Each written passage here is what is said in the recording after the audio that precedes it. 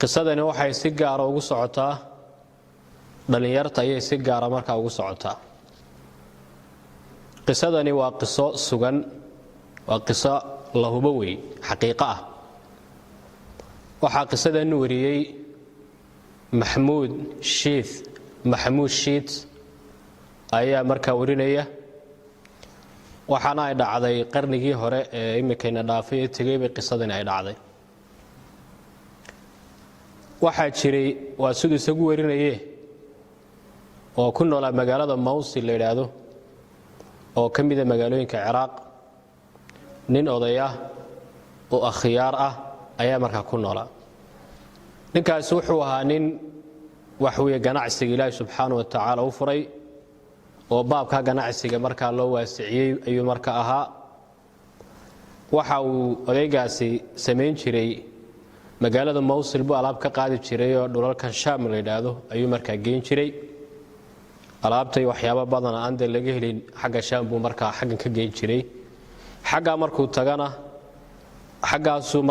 markuu alaabtiisa ku iibiyo ayuu dabcan xaggan alaab ka soo qaadan jiray oo Mawsil buu keeni jiray. in mudaabo sida ku waday waxa waa Ilaahay uu siiyay alla ka cabsi. Ilaahay subxaanahu wa ta'aala uu siiyay ayuu markaa ahaa. badanaa dadka lacagta leh alla ka cabsigu waa ku yar yahay, laakiin isagu waxa uu ka mid noqday afraadda wax weeyaan farakutiriska ah oo Ilaahay subxaanahu wa ta'aala maal iyo alla ka cabsi isku raaciyay ayuu markaa ka mid ahaa. odaygu markuu muddo waday ayaa dabcan da'dii baa qabatay. adduunyadan kulley qofku haddii ay geerido xoogaa ka dib dhacdana oo ay ka dib dhacdo ay muddo loo yara kaadiyo gabowgii baan deynay. markaa gabowgii baa odayga qabtay. dabeetana markaas ayuu wuxuu damcay inuu ganacsigiisa uu ku wareejiyo inankiisa bartiisa uu geliyo. caruur wuxuu dhalay laba ayuu dhalay, wiil iyo gabadh ayuu caruuraba markaa u lahaa. dabeetana maalin maalmaha ka mida ayuu inankiisii u yeedhay, waa uu la fadhiistay. waxa uu yidhi waxaan kugu wareejinayaa hawshii aan hayay aan wax way markaa soo waday ganacsiga ama businesska ayaan kugu wareejinayaa. alaabtan baad qaadaysaa, Shaam baad geynaysaa. waxaanu odaygu u sheegay dadka Shaam jooga ee isaga ay markaa macrifada lahaayeen ama yacni siiqaaneen buu markaa u sheegay. dadka ammaanada leh ee alla ka cabsiga leh ay tahay markaa in markaa ganacsi markaa iyo macaamilo markaa lala yeesho ayuu markaa u sheegay. hebel ragga noocaas u tag buu iyaga wax ka iibi. waxa kale uu ku yidhi salaan diiran iga gaadhsii markaad xagga Shaam qabato. waxaad tidhaahdaa odaygii baa idin soo salaamaya, xaaji hebel ayaa markaa idin soo salaamaya, gaadhsii marka. sidii buu markaa dabeetana inankii isku diyaargariyey safarkii. markii uu sii baxayay ayuu dabcan odaygii la fadhiistay mar labaad. markaasuu sii siiyay dardaaran cajiiba, wasiyo ama dardaaran cajiib ayuu markaa siiyey. waxa uu ku yidhi inankaygiyow waa tegaysaa kolley dad adiga safar gelaya, waxaad ilaalisaa buu yidhi walaashaadan sharafteeda ilaali. macnaa wuxuu ka wadaa walaashaadan sharafteeda ilaali, wuxuu ka wadaa hablaha islaameed ee aad dariiqaa kula kulmi doonto ama meelahaad waxbay ku arki doonto xadgudub marka ha u geysanin. walaasha ilaali. ilaan qofka waxa uu walaashu ilaashamaysaa ama dadka hablaha isxigaan iyo kooyogaas u ilaashamayaan markuu isagu hablaha ummadda uu nabadgeliyo ee markaa u ilaashamayaan. waxa uu yidhi waad arkaysaa da'daan taaganahay weligay buu yidhi cawradayda wax weeye markaa cidima arag, hooyadaa mooyaane cid kaloo aragtay ma jirto. wuxuu yidhi maryahaygana gurigayga meelaan ahayn oon maryahay ku bixiyaana ma jirto. waxau sheegaya markaa wanigii hore uu soo yidhi nin alla ka cabsile buu ahaa. dabeetana dardaarankaasuu siiyey. sidaasuu inankii ku ambabaxay. waa tegey inankii Shaam buu tegey. nimankii oo aabbihii u sheegay u magacaabay buu la kulmay. alaabtii buu ka iibiyey, salaantiina waa gaadhsiiyey. alaabtu markuu iibiyey ribxo iyo maxaanku idhahda macaashna waa ka soo helay. dabeetana markii ay soo laabteen dad kale wada socdeen, qaafila tijaariya markay wada socdeen ayaa qolyaha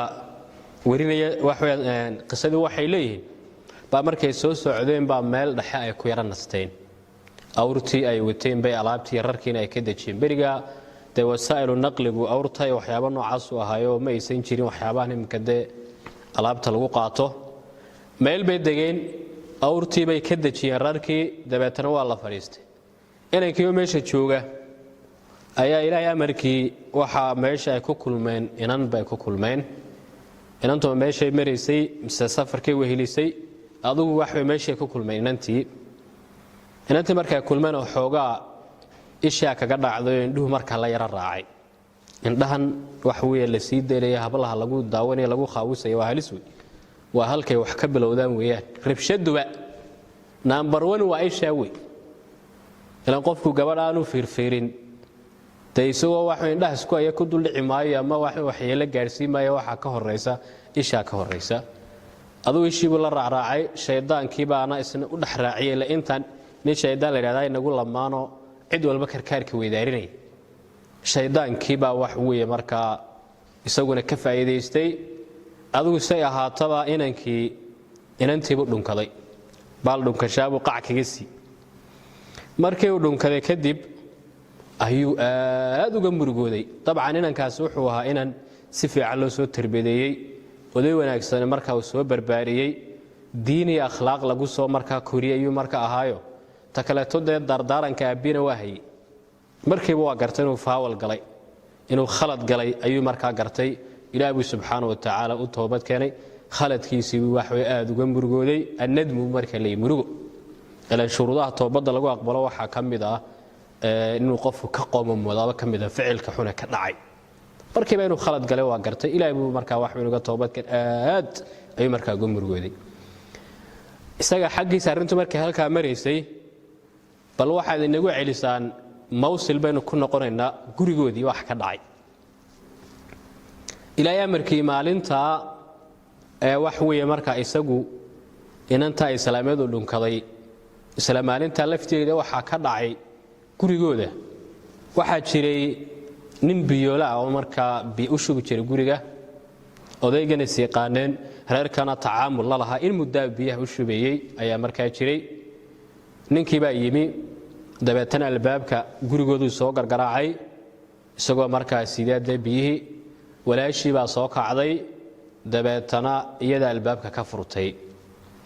marka albaabka ay ka furtay toosu biyo qaaday dabeetana halkii loogu talagalay biyaha de waa garanaya guriga ayuu marka ku shubay dabeetana markuu ku shubay oo biyihii dhameeyay oo markaa si tagayay ayay inantii soo baxday oo waxay sii albaabka si celisid oo si xidhid ilaahay markii biyoola ahaa markuu albaabka hormarayo oo inantiina ay soo baxday salaad albaabka xidhid ay buu isna baaldhunkasha oo diiran u qac ka sii inantii taw horu cararay wax kale ma sameeyay intuu dhunkaday ayuu meeshiiba ka cararay isagu wuxuu salaani kan biyoola cid ku arki mayso shaw inanta aabaheedu waayeela ayaa guriga qayb dambe mise inuu xagga sare fuushanaa mooyaan meel buu fidhiyay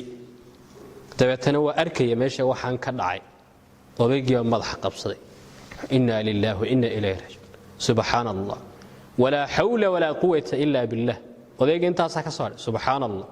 subhanallah subhanallah dadku bariga dadku marka ay alla ka cabsi leeyihiin moogtay ixtaa dunuubta inaga agteena qiimo kula agtooda wax weyn bay ku noqonaysaa xilligan maanta ay joognayaa dhunkasho wax warkaba waa la isdhunkanayaayo gacmaha la isqabanaya laabta la isku salaamayaayo wax weeye marka waxba mika wax weeyaan caadi bay iska noqotay waa dambi culus weey dabeetana odaygii aad buu marka wax weeyaan uga xumaaday aad buu murugooday dabeetana waa iska aamusay inankii safarka ku maqnaa ayaa marka safarkii ka yimi gurigu markaa yimi aabihii buu u tagay assalaamu alaykum ya abati aabihi buu salaamay dabeetana markuu salaamay ayaa waxa uu ku yiri salaantii ayuu markaa nimankii wax weey reer Shaamba ay inoogu salaantii buu markaa uga keenay hebel baa ku soo salaamay oo ka kala ku soo salaamay kaasa ku soo salaamay odaygii xaaladiisu way isbedeshay inanka wax waji furfuran kulama hadlayo inankiina waa yaraya uu dareemay markaa suuri aaba waxaad ii sheegtaa bal intanaad sii maqneed bal hadda information kaaga iyo warbixintaadii si markaasuu aabba waa khayro alaabtiina de nimanka tiri ka iibi baan ka iibiyay ilaahay baa mahadle ribxa iyo macaash iyo profitna waan wada waa tan alaabtii kale waan noo soo iibiyay waxa suuri waxan ka baxo bal wax weey warbixintaada ay dhameystiro intaad maqnayd maxaa dhacay dabeetana question mark inankii waxa weeye waa dareemeeshan wax si yihiin طبعا wuxuu ahaa ilmo wax weeyaan alla ka cabsi lagu soo kariyay isna waa gartay khaladku galay buu gartay markaasuu yiri aabba wax weeyaan khalad baa iga dhacay sidaas dhacday inan baan sidaan ku dhunkaday ilaahina waan uga toobad keenay aduna si ka cafi dabeetana abi wuxuu ku yiri laaban ku dhaarshay inta dhunkasho mooyaane wax kale miyaad inan too raacisay markaasuu yiri wallahi gat inta dhunkashada mooyaane wax kale wax way markaa inama dhaxmarin tiina waan ka murugooday ilaahina subhanahu wa ta'ala uga toobad keenay markaasuu yiri ha suuri xilma ahayd ku bayn suuri maalin noocaas oo kala adigu waqtiga buu sheegay intaas ka hor muddo inta la ka hor suuri uu qiyaasay oo waaba isla maalinta gurigiisa ay ka dhacday walaashii la dhunkaday waa isla maalintii aan kana gabadhan kale u dhunkariyay markaasuu yiri hadal aad u cajiibo wuxuu yiri wallahi hadii aad siyaadin lahayd imika dhunkashay kaaga eekay hadaad kordhin lahayd walaashaaba iyana loo kordhin lahayd ilaa imika waa baraajo inaan islaameed buu soo dhunkaday sina walaashii baa la dhunkaday wuxuu hadaad wax kale u raacin lahayd inantaas biyool halkan uu ka korin lahaa buu isna deynta halkan laga jari la marka waxa rabaa inaan idhaahdo walaalayaal dhalinyartan si gaar ah marka farintan ugu direeya wax weeye hablaha islaameed aynu iska nabad gelino waliba ragga la hadlaya yaan marka laga faa'iideysanina hablaha yaan sheekay waxaan jirin aan marka lagu dawaqinin waxaad ogaataa ayuu ala khalkarim waxaad ogaataa wixii aad hablaha islaameed u geeysataa waa deyn aad qaadatay hadaad maalinka gidaar istaajiso hadii aad wax weeya dhunkato hadaad wax kale aad ku sameeyso intuba waa deyn aad u sii horumarinayso habladu aad dhali doonto iyo kuwii kula dhashay iyo kuwa aad xigaalka tiin sidaas awgeed waxaan oran lahaa aynu wax weey marka iska ilaaliya barakallahu fiikum iska ilaaliya inaan islaamad hadaad xumayso waxay marka ay ka gooysaa walaasha qisa kalaama yara xasuustooyo ninanu saaxiiban baa isna iyana iga waramay anagoo i'tikaaf ku wada jirnaa muddo aad u badan imika ka hor wuxuu yiri xaafadayada ka dhacday buu yiri nin baa jiriyo dabeetana ninkii say wax ka noqday mooyaan inaan islaamad ay uureeyay urbuu yeelay dabeetana markuu uureeyay waa tan imika la isku asturo oo labadii baa la isku beeqaamiyay waa la isku asturay ilaahay abarkii inanka wax uureeyay walaashi ayuu baa la arkay yana maalin kadib uur leh nin kala uureeyay uu soo idaartay iyana waxa labadana waa la isku beeqaamiyay muddo hadii la joogay inan kale oo isaga ay walaalayeen ayaa isan inan kala uureeyay taasi ma dhacday walaashii kale oo wax weeyaan labada inamoodba ka sii yareed ayuu ma la arkay daniyada uur leh aduu wax weeyaan afartii bay isweydaan isku beeqaamin iyo isku tuurid bay noqotay waa qisatan sugan weey waxa marka uga golnayo walaalayaal wax weey waliba dhalinyarta la hadlaya aynu ilaalino hablaha waxaan sharaftoodii waxaanad walaasha u quudeen hablaha kale hawla imanin waliba dhalinyartu markay haasaa weeyaan oo ay sheekaysanayaan waxa laga yaabaa hablaha ay lugooyaan been ay ugu sheekeeyaan gidaara istaajeen waxaan jirin u dhiibaan waxaasi wax weeye marka waa deyn weey waa wax la hubo weey waa deyn si qadimayso in marka ciday wax weeye marka guur doonaysa ee khitaabkoodu yahay ama khidbadoodu maxaa sheekadoodu ay tahay guur iyo waxa guri la dhisana waa in marka ilaaliyaan aadaabtii islaamku ugu talagalay waxaan ilaadaa marka waxa rabaa inaan ilaado wixii aad geysato oo khalada waxaad u xambaaraysaa oo aad u sii qadimaysaa waa hablaad xigtaan weey taad inaad wax weeyaan islaamada xumaan u geysato ogow ku beemayso taad dashay taad la dhalatay taad abtiga u tahay taad adeerka u tahay taad adeerka tiin abla xigaalkaaga ayaa marka hawshaasi marka laga jareeyaa ilaahay subhanahu wa ta'ala maartahana ilaaliyo adoomo ducafaa baynu nahay dunuubba inta inaga wada dhacaysa ilaahay subhanahu wa ta'ala dunuubteena ha dhaafo توالدينتنا الله سبحانه وتعالى dhaafo khaatimada Allah subhanahu wa ta'ala inoo wax way wanaajiyo wixii dunuubay naga dhacay garasho la'aan ay noo geysay ilaahay subhanahu wa ta'ala waa ghafuur rahiim Allah subhanahu wa ta'ala marka wax way inoo dhaafo inamada wax way maqdaceegaas ama muuqaalkay inuu gaadhana war qof kasta wax ku maqan yihiin oo inaan islaameed xumaan u geystay intaan wax way marka